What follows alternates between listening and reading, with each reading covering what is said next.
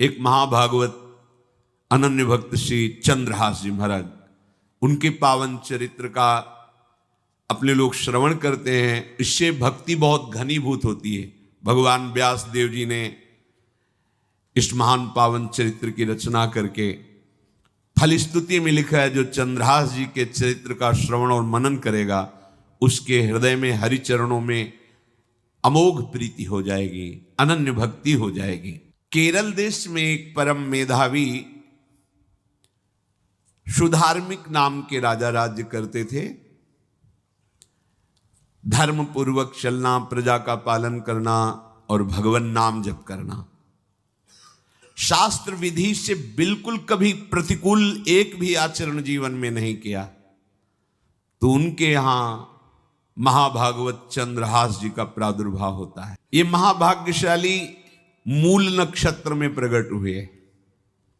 लौकिक में अमंगल माना जाता है और भाव में देखो तो मूल कौन है? नक्षत्र भगवान। ऊर्ध्वमूल मधा शाखा मुसत्थम प्राहुरव्ययम।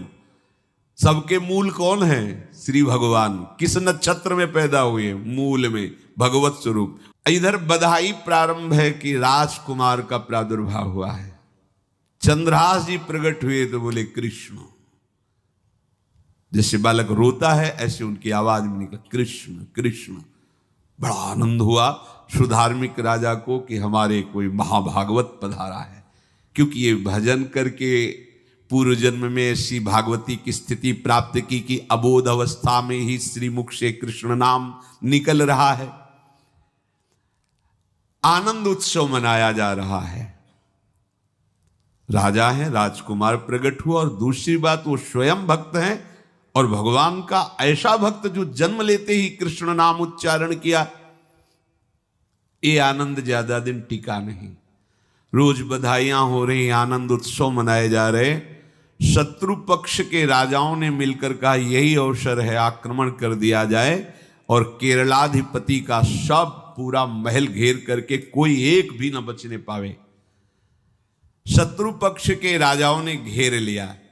आसपास से राजा और सैनिकों ने घेर लिया।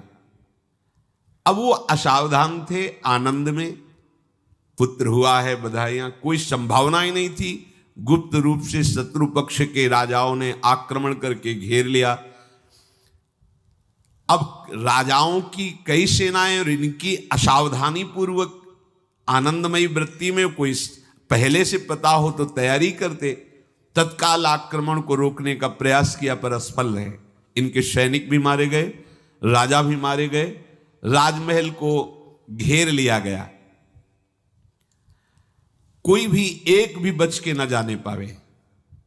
तो राजमाता जिनसे चंद्रहास जी का प्रादुर्भाव हुआ था, उन्होंने धाय मां को कहा कि मेरे पुत्र को बचाने में तुम समर्थ हो, मेरे तो प्राण नहीं बचेंगे।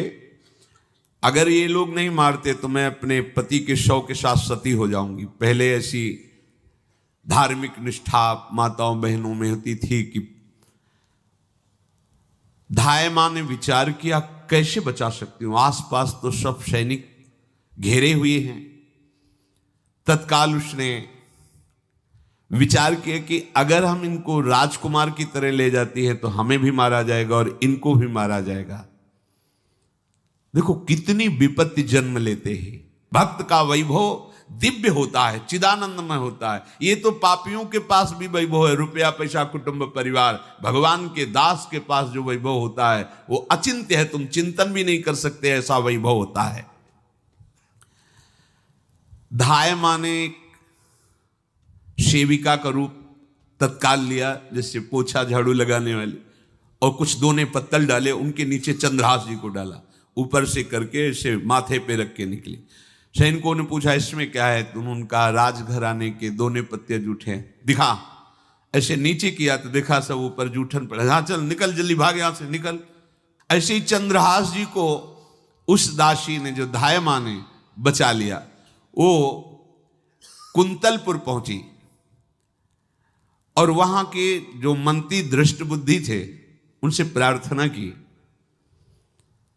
कि मैं सेवा कला में बड़ी प्रवीण हूं और ये मेरा पुत्र है, अगर आपकी कृपा हो जाए तो कुछ समय के लिए हम आपकी सेवा में, महल सेवा में रहेंगी और हमारे पुत्र का पालन पोषण हो जाएगा।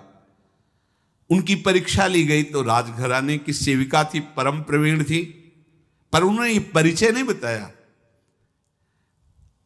विधि विधान से राज्य की सेवा में प्रवीण दासी पाकर उसको अच्छा लगा, ठीक है आप रह सकती है। अभी चंद्रहास जी 3 वर्ष के ही थे कि धायमा पधार गई और ये हर समय कृष्ण कृष्ण कृष्ण कृष्ण कृष्ण नाम इनके चलता रहता था। अब जो उनका दुलार करने वाली थी धायमा, वो भी पधार गई तो कौन उनकी तरफ देखे। पर बहुत ही गौर वर्ण, बड़े ही सुंदर। अब वो गलियों में भटकने, निकाल दिया महल से जब धायमा मर गई, क्योंकि धायमा की सेवा कारण उनको रखा गया था। 3 वर्ष के बालक। यहां चंद्रहास जी को जो भी माता बहन देखती कुंतलपुर के गलियों में, तो कोई वस्त्र, कोई स्नान करवा देती, कोई काजल लगाती, कोई भोजन पवा देती। परमहंसों जैसा जीवन कट रहा है। कृष्ण कृष्ण कृष्ण कृष्ण। 14 भुवनों में जिनकी अव्याहत गति है, जो सबको देखते रहते हैं, श्री देवर्षि नारद जी। ये कृष्ण कृष्ण बोलता है बालक और इसका हरि के सिवा कोई नहीं। तो एक दिन एकांत में बैठे हुए थे बालक चंद्रहास जी, नारद जी पधारे। जहां आप भगवत चिंतन करेंगे तो आपको परिचय बड़े बड़े महापुरुषों का मिलने लगेगा। नारद जी आए तो देखा आंख बंद किए हुए चंद्रहास जी कृष्ण कृष्ण कृष्ण कृष्ण कृष्ण ऐसा उच्चारण कर रहे। त्रिकालज्ञ सर्वज्ञ नारद जी ने देखा कि ओहो, इतना छोटा बालक और कृष्ण कृष्ण बोल रहा है। नारद जी ने स्पर्श किया दुलार करते हुए।